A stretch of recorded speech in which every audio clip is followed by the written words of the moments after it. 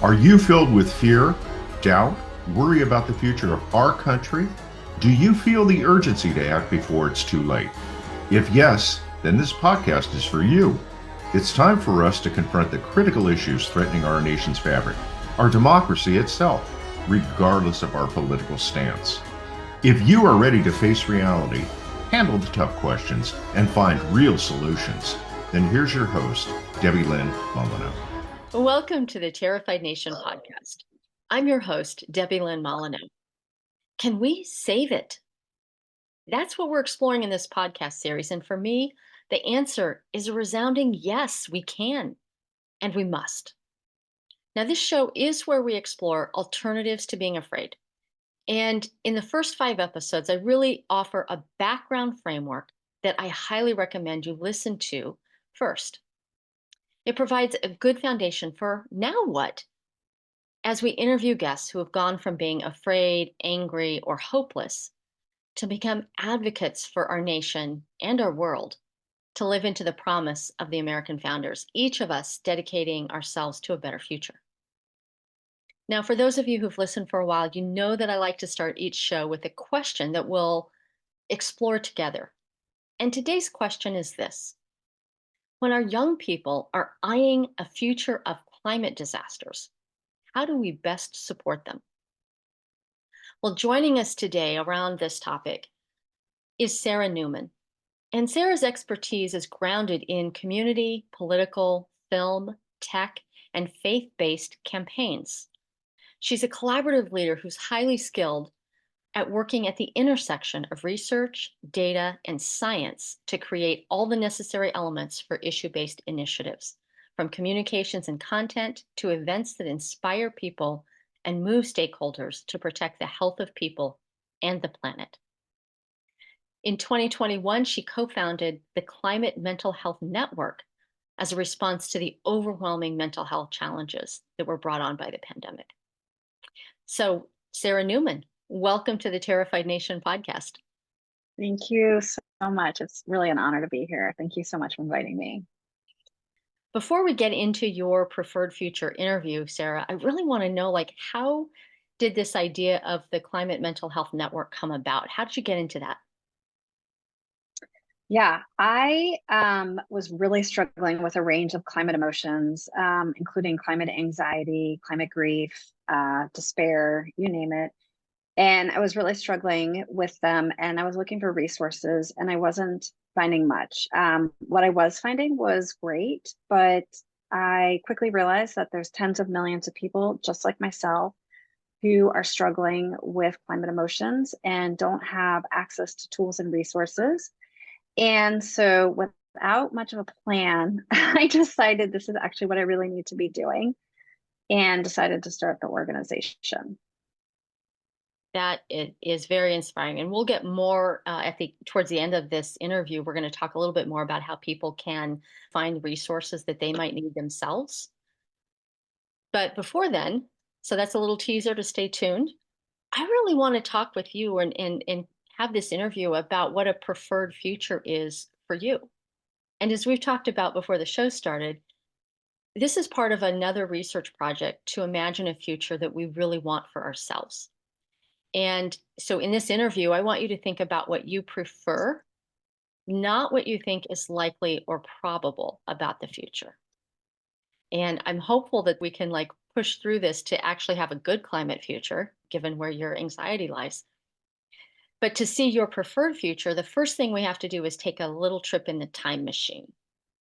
And it's going to be within your current life, somewhere between 2 and 20 years is what we recommend. What sounds right for you? Yeah, 20 years sounds good. 20 years. All right. It's kind of crazy to think about. And the year's going to be 2044. So it's easy for me to do that math today. Let's climb into our little campy time capsule here, and I'm going to set the dial for 2044.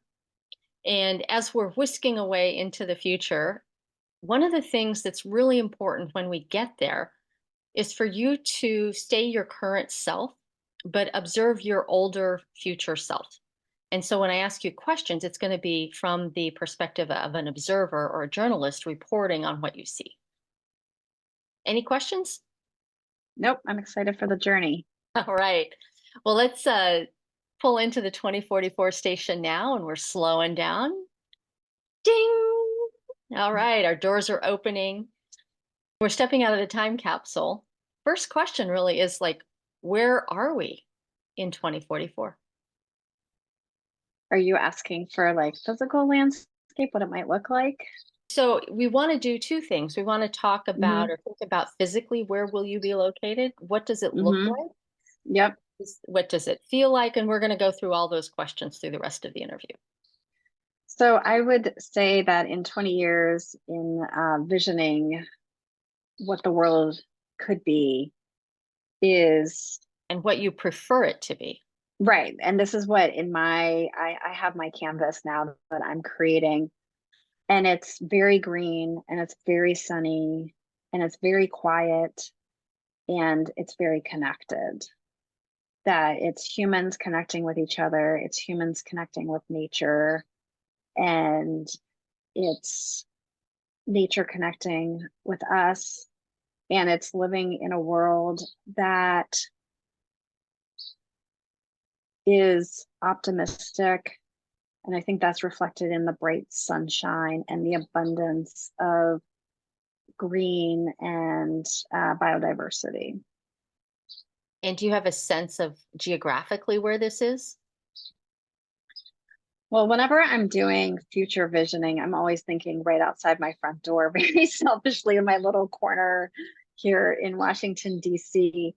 But really thinking about that, that's my little corner of the world. But thinking about this, that this is across the whole world, that this is what everyone will be experiencing in the world. Yes. Well, I love that idea that everybody gets to experience whatever ecosystem that they like living in best. Because I have friends who love the desert, but yes, but everyone gets to enjoy what they love most. And Yes, as you observe your 20-year older self in 2044, what will you be most proud of? I would be most proud of humanity, that we were able to pull back from that precipice of the climate catastrophe, and that we not only talked about what the future is that we wanted, but we made it happen, that we were able to transition to clean energy, that we transitioned to circular economies, that we transitioned to deeply connected relationships with all beings, not just human beings, but all beings on the earth, that we saw and are able to experience our collective survival and individual survival as being interdependent. So what you're most proud of are things that you don't really have control over? Mm, What is it that you're proud of for yourself and your contribution to that world? yeah, I would say that I am one being that is part of this process of creating that future.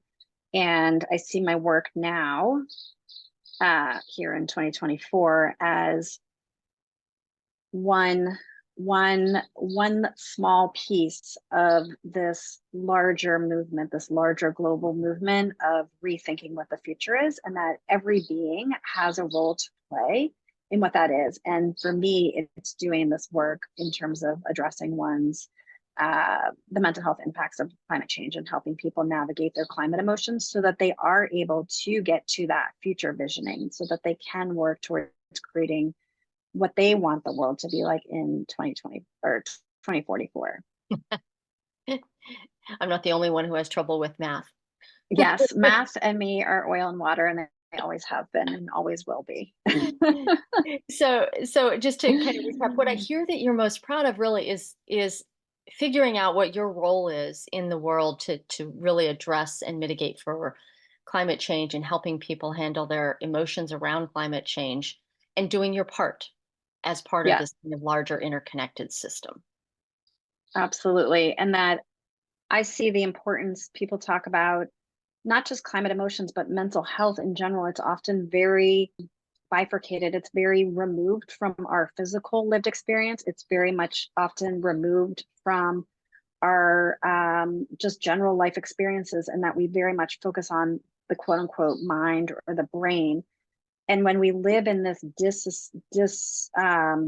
this disassociated way, we are losing the fact that our brains and bodies are all very much one and the same, deeply integrated, and that we as humans are so deeply interconnected with each other and with nature. And so I see the work of addressing climate emotions as really thinking about the idea of mental health in a very expansive way, and that it's critical to help people to talk about climate emotions as a way for people to move from that sense of helplessness or hopelessness about the future because of climate change, and instead move to a place of where they are visioning that future, where what you're talking about and this important conversation that you're bringing up is that people are able to manifest that people have a vision for the future and that they're working towards that. It might not be something that we fully see entirely in our lifetimes, but it's something that we can work towards.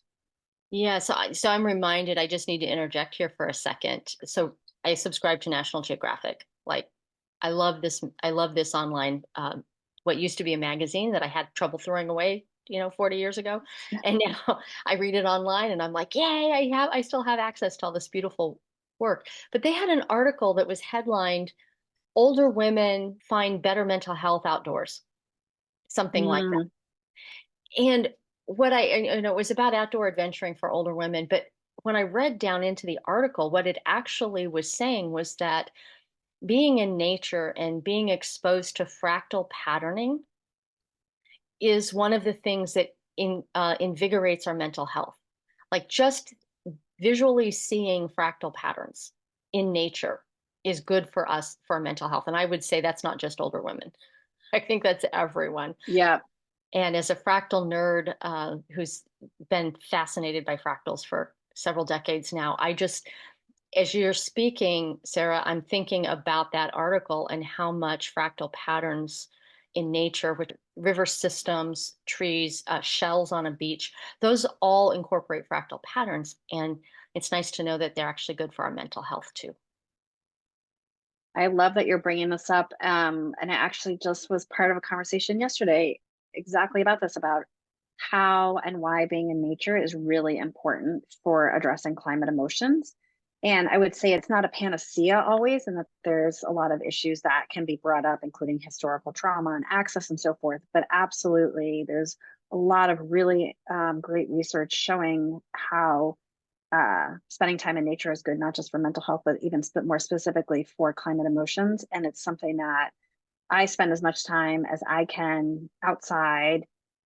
It's wet outside right now, so I can't set up my outside desk. But if it was not soaking wet after 3 days of rain, I would be doing my doing this from outside. Yes. Yeah. And people can't see out my window here, but I call it the green wall because I get to have that just outside every day. Yeah. It's beautiful. Well, let's get back to the interview because we're talking here about your preferred future. We're in 2044. We're in your DC neighborhood where it's still green and lush and everybody has their own place, and you're doing you're performing your own role, if you will, to have gotten us to this point. And I really just want to know, like, how do you spend your typical day? I would say it's about being in community. It is not about being in isolation. It's about being in community. And whenever I think about, like, what is it that I want to do in my free time? Well, it's usually not being on a Zoom call, even though I love talking to you right now. But in general, it's like, I don't want to be on a Zoom webinar or a Zoom call, things like that. I want to be in community with people. I want to do things that make me feel good. I want to be outside. I want to be engaging in just healthy life practices, whether it's things like that make me feel that I enjoy reading, spending time with my dog, with my husband, cooking, being with other family members, friends, all of those things. And I think that it's really, reflective of balancing in the way our world is set up right now, where there is such a fast pace, where we live in a society where we obviously need to be earning money, but it's at a breakneck speed. And I'm as guilty of this as anyone else, but working too hard, too fast, lots of self-criticism, lots of overly high expectations, and a need to really just be able to pause, breathe, take it down a notch, and have a life where I'm doing that fulfilling, meaningful work in a way that is also done with a lot of grace and balance. So I'm gonna probe just a little bit here. So if you are observing your 20-year older self in 2044, what do you do when you wake up in the morning, and kind of walk me through your typical day? Yeah, I would say it's not looking at all of the post-it notes of the things that I wrote down that I needed to do, particularly for work, that I wrote down right before I went to sleep, perhaps, of remind myself to do XYZ, or Right. checking my phone or things like that. This is And your preferred future. So if if you had your exactly. preference, you get up in the morning, what do you do first? Yes. I mean, I think what I do now, aside from those things, like what I do now it is my preferred future. Every morning I wake up and I do some type of exercise, whether it's, I always walk my dog. There's woods near my house, so I'm always walking my dog every single day, and I'm always doing some type of sports or yoga. There's, I play pickleball and I go kayaking on the Potomac River. And I would say just doing more of that. And I think it's just more, what is the mental state that I'm waking up to? And it's more of just embracing the amazement of the moments. And it's often I just wake up and I'm like, what time is it? Okay, I have 5 more minutes. I have to take the dog out. Then I'm going to run over and do XYZ. And then I'm going to quickly eat my smoothie or my oatmeal. And then I'm going to get on my computer. That's now. And living in that future world, like, wow, if I could wake up and just be able to take in that moment of amazement of like, wow, I'm on this amazing planet where everyone is so deeply interconnected. The world is so green. The air is so clean. And being able to have that pause and build in less of that sense of urgency and rat race. Hmm. Well, and that kind of leads us into the next question was, as you observe your 20-year older self, how does your 20-year older self feel most of the time? These are all such good questions, really thoughtful questions. I mean, I would hope that, humans, I don't want to say, oh, I'm always going to be happy, because that's, I say falling into a toxic positivity, and humans go through a range of emotions. And that's normal. That's part of being human. And it's about embracing each of those emotions. I would say, though, that I would be feeling good in the overall sense of, wow, we're living in this world where what we envision has come to fruition, as opposed to waking up and like, ugh, with a sense of anxiety or dread of what is the world going to be because of climate change. And instead of, this is what happened because of climate change, and look at how we responded, and sense of awe at what we're able to achieve.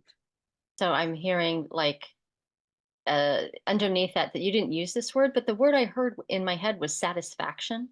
So you're Yeah, like, you're overall feeling good, but there's also a sense of satisfaction about what we've done. yeah, yeah. And gratitude.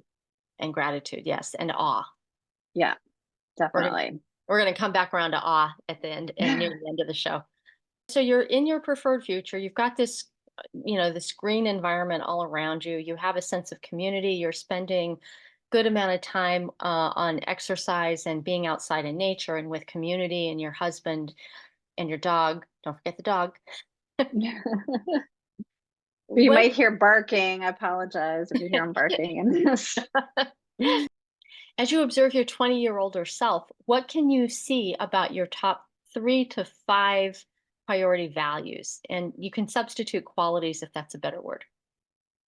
I would say that it's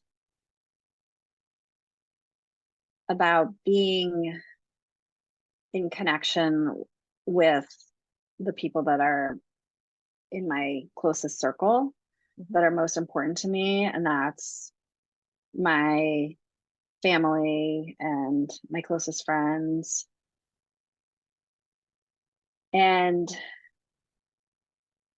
I think that that also shows up in having a slower pace of life and really having those meaningful connections. That's something that I would really value. I think also I'm just very much a person who loves spending time in nature, and to be able to be in nature with all of the creatures that exist in nature. You know, there's things that people don't like in nature, but those beings, they're just, you know, maybe it's like a spider or a snake, and it's not that I'm wanting to go and hang out with them for the day, but just sort of the sense of awe of like, they're just doing their part and they have a role to play on this planet Earth, you know, or a bee. They're pollinating our food. Yes, they might, you know, some bees sting us, but they're doing their part. They came into this earth and have a role to play that benefits everyone, including us. And so just being in nature as much as possible is something that I would be really important to me as well. The words that come into my brain when I hear you talk about the slower pace of life, I'm hearing that the words were human cadence, like you've restored, like one of the values is restoring human cadence versus economic cadence or industry cadence, which is kind Yes, of I love driving that. us now. Yeah, definitely. Living at a normal a normal pace of life. And I think also just, you know, I'm going to say like in a very broad sense, but like self-care, but you know, that includes really having space for cooking food that is nourishing and mindfulness practices and all of these things. At the end of the day, you know, yes, I want to be as impactful as possible as I can with my organization. But at the end of the day, if I'm burned out and exhausted in 20 years, then what have I really accomplished for myself? Yeah. Yeah. I think that's a really, really important value to uphold too, is that making sure that you don't get burned out in a way that you just want to escape.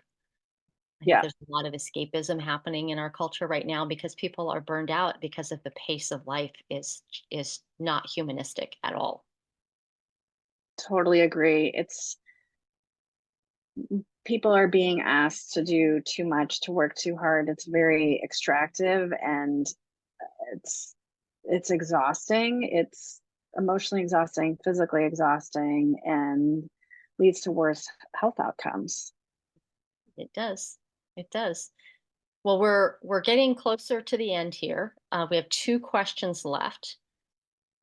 This next to last question is really looking around your community or your neighborhood in 20 years.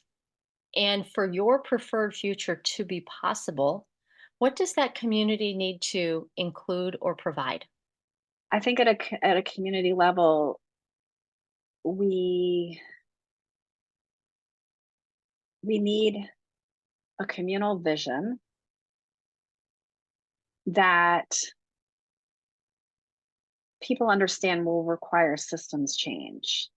Mm, And you know, I feel that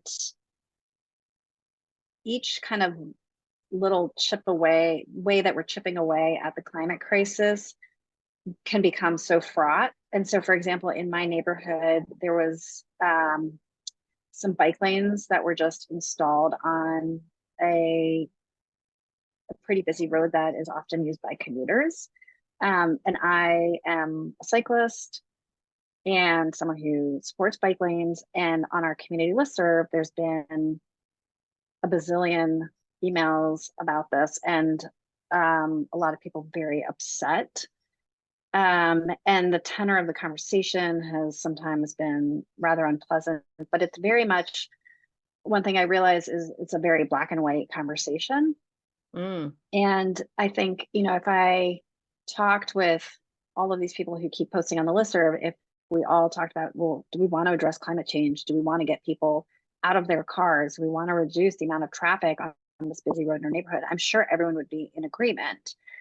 And it's more, how do you have these conversations and how do you engage with people so that they understand that they have a role to play and that they have a stake in what that future could be, rather than you're now making my commute worse because one of the lanes is gone because now there's a bike lane, and the cyclist saying, you're scaring me because you're trying to drive me off the road, type of thing. So I think that we need to rethink systems on a huge scale, because the current system is creating the climate crisis.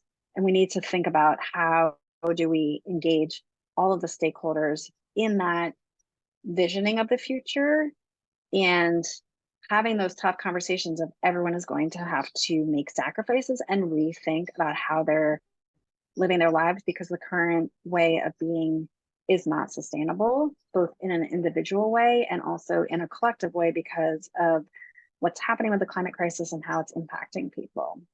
I know that if I had a long commute every day and one of the lanes got shut down to open it up for bikes, and my sacrifice is that I'm going to have a longer commute and be more worn down. It kind of gets back to that human cadence thing that we were just talking about before. So how do we find out what the future is that's worth it for that person that has a longer commute, that makes it worth it for them to say, oh yes, well, maybe I could bike to work, a couple of days a week, or maybe I can work from home certain days a week or something, so that there's something that doesn't just make it painful for everyone all the time. Yeah, I totally agree. I was just going to say that, and that what's worth it, I think, is a important question that we haven't actually asked. Yeah. And I was thinking of posting to the listserv something along those lines of, the bike lanes are representative of all of these conflicting challenges of wanting to change our transportation system that's backing up, or conflicting with many people's life realities of needing to now be in an office, and people being overworked and stressed, and people like myself who want to bike more but don't feel necessarily always safe unless there is a bike lane, and just that there's so many conflicting needs and priorities. And I think that when it comes to the climate crisis, one of the things that's really hard, and this goes back to when we're talking about climate emotions, is that it is a crisis. This is why I'm calling it the climate crisis. It is a crisis, and we really have to have these very challenging, very difficult conversations about what our lives are going to be in 1 to 2 years, and how we have to make very, very dramatic changes to many ways of living so that we can create that future that I and everyone else wants, and to avert the most severe impacts of the climate crisis. It's very hard to ask people to make these sometimes significant life changes. And I would also just say that in this research with the American Future .us project, I can promise you that nobody has said that in their preferred future they want a longer, more difficult commute. Exactly. And to not be able to get out of their car because of extreme wildfire smoke and right, everything, or you can't bike because of the extreme wildfire smoke. 100%. No one wants to commute more, and no one wants to work more hours. Right. So what I'm hearing about what your community actually needs to include or provide is there needs to be a willingness to engage in good faith, an openness to changing lifestyle choices and systems overall to address the climate change crisis together. Yeah. And that by engaging in a community and allies across the board, that's really critical to pushing for that systems change. And when I'm talking about systems change, I'm talking about economics, political, and so forth, that what we're doing in our little neighborhoods is impactful both at a hyper local level, but also is part of a communal effort that's required to chip away and push those major systems changes. So I'm gonna throw fractals in here again because I just can't help myself. So for listeners who don't know, fractals are similar self-replicating patterns that work at very small micro scale and also very large macro scale. And what I hear you describing, Sarah, is like your neighborhood, your community right now needs to support and provide a way that could become a fractal pattern of multi-stakeholder engagement, of getting everybody who has a stake in this together to work towards a solution. That is actually a fractal pattern that we could expand then to include political, economic, social systems. Absolutely. Yes. So lots of big words there. Sorry, everybody. But I am a fractal nerd.